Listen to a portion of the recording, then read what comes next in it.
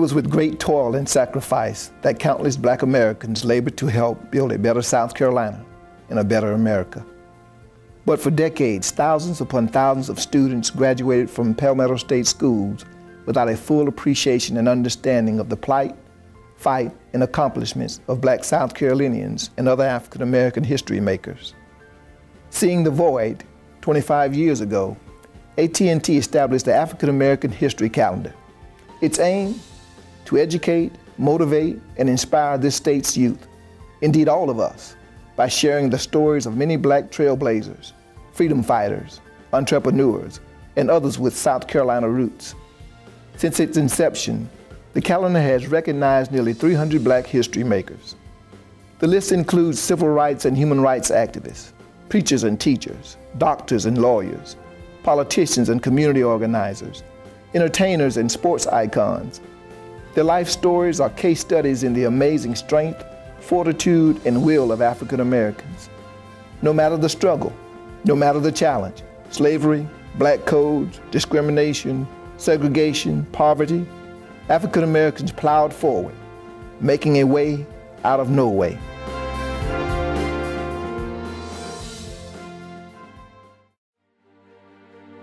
Take, for instance, Clayton "Peg Leg" Bates. His rise to fame as a dancer in the first half of the 20th century is illustrative of how African Americans showed creativity, perseverance, and resilience in the face of tremendous odds. At 12, Bates's leg was mangled in an accident at a cotton mill and had to be amputated. A dancer since age 5, he was told he would never dance again, but never didn't last long. Bates started to dance again using 2 broomsticks under his arms until his uncle made him a peg leg. He would begin dancing at carnivals and county fairs until he was discovered by a New York producer in 1927. He would perform with Bill Bojangles Robinson, give 2 command performances before the King and Queen of England, and appear on the Ed Sullivan Show 21 times. Bates' story is just one of the many brave and daring stories captured in the pages of the African American History Calendar. These delightful slices of history stand as a testament to the strength and vitality of a people that chose not to simply endure through discrimination and unfair circumstances, but to actively protest, march, and achieve. When doors were closed, they made a way. From James Brown, the godfather of soul, to Sylvia Woods, the queen of soul food, they made a way. From 5-time Grand Slam tennis champion Althea Gibson to heavyweight boxing champion Smoking Joe Frazier, they made a way. From renowned entertainer Eartha Kitt, whom Orson Welles called the most exciting woman in the world, to NFL Hall of Famer Harry Carson, they indeed made a way. Columbia native Charles Bolden Jr. and Lake City hero Ronald E. McNair not only made a way, but they blazed a trail through space as NASA astronauts. Tragically, McNair, an outstanding research scientist, would perish in the January 28, 1986 explosion of the Space Shuttle Challenger.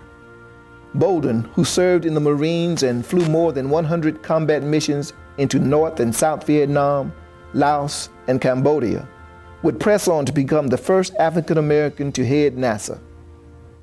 The many giants in history included in the AT&T African American History Calendar, sponsored by the state media company and others, are sources of pride for South Carolina. Choose a vocation, cause, or calling, and you will find African Americans who excelled. Consider, for example, the many gifted Black educators who helped teach generations to achieve. Daniel Alexander Payne began school at age 8, but dropped out after several years and taught himself mathematics, physical science, and classical languages. At 18, he opened a school for Black children, but was forced to close it in 1835 when the South Carolina legislature outlawed the teaching of free people of color and slaves. Payne left the South and became an educator and one of the most influential bishops in the history of the African Methodist Episcopal Church. Bishop Payne helped found and served as president of Wilberforce University in Ohio, the first university for African Americans in the country. In 1904, Mary McLeod Bethune moved to Daytona Beach, Florida, to establish a school for Black children. With $1.50, 5 girls and her one son, she formed the Daytona Educational and Industrial School for Girls. In 1926, it merged with Cookman Institute, creating what is now Bethune-Cookman College. Benjamin E. Mays was one of the most influential educators in American history. He served as president of Morehouse College from 1940 until 1967. Students at Morehouse held planning sessions in his home before beginning sit-ins in Atlanta restaurants to help launch the civil rights movement. Dr. Mays is noted for saying, "Whatever you do, do it well, so that no man living, no man dead, and no man yet to be born could ever do it better." Fannie Phelps Adams was a consummate educator during her 40-plus years as a teacher, guidance counselor, and administrator in Richland School District 1. Her retirement in 1979 was hardly a sign she was slowing down. She has spent the years since as an activist and humanitarian, helping and inspiring many. If educators prepared African Americans for success, it's the work of civil rights activists that opened the door of opportunity. People such as Septima Poinsett Clark, the grandmother of the civil rights movement, tirelessly pursued access, equality, and justice. In the early 1920s, Clark fought for blacks to be allowed to teach in Charleston public schools. After she was named vice president of the Charleston branch of the NAACP, she was barred from teaching in the state's schools, but she never wavered. When legislation called for Americans to be able to read and interpret portions of the Constitution in order to register to vote, Clark devoted her time to teaching these skills to thousands of Southern blacks. In 1943, the Reverend Joseph A. Delane was instrumental in obtaining Clarendon County's first NAACP chapter, and he became its first president. In the late 40s, Delane and other African Americans came together to begin the Clarendon County School segregation case, known as Brigg versus Elliott. That was the case that sought equal educational opportunities for black children. Many in the fight lost their jobs. Delane was fired from his teaching position. Brigg versus Elliott, which became one of 5 cases heard collectively under the name of Brown versus Board of Education of Topeka, Kansas, played a key role in desegregating our nation's schools. During the 1950s, Delane received death threats, his home and his church were burned to the ground, and he fought off an angry mob that attempted to remove him from his parsonage. Ultimately, the threats and ill treatment he was subjected to caused him to flee his native state. But Jessica Simpkins was an outspoken truth teller, a human rights activist who didn't avoid a worthy fight. Simpkins was a teacher, a banker, and a staunch civil rights advocate. During the 1940s, she helped organize the newly formed NAACP Conference of Branches in South Carolina. As NAACP secretary for 15 years, she helped increase the number of branches from 10 to 110.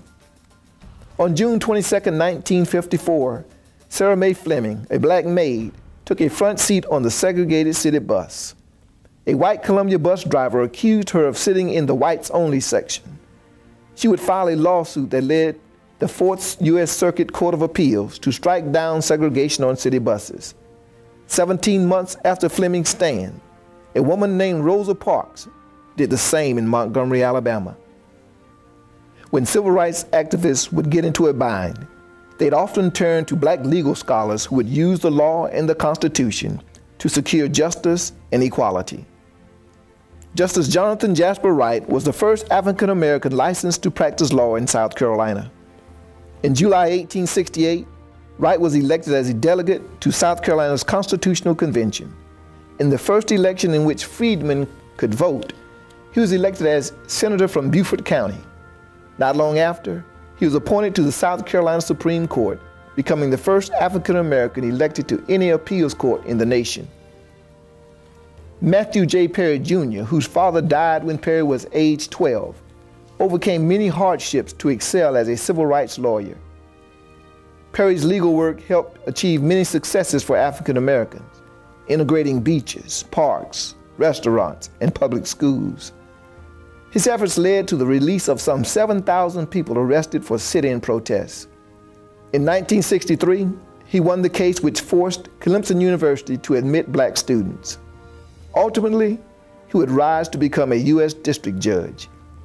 Ernest A. Finney Jr. attended his first meeting of the South Carolina Bar as a waiter serving other lawyers.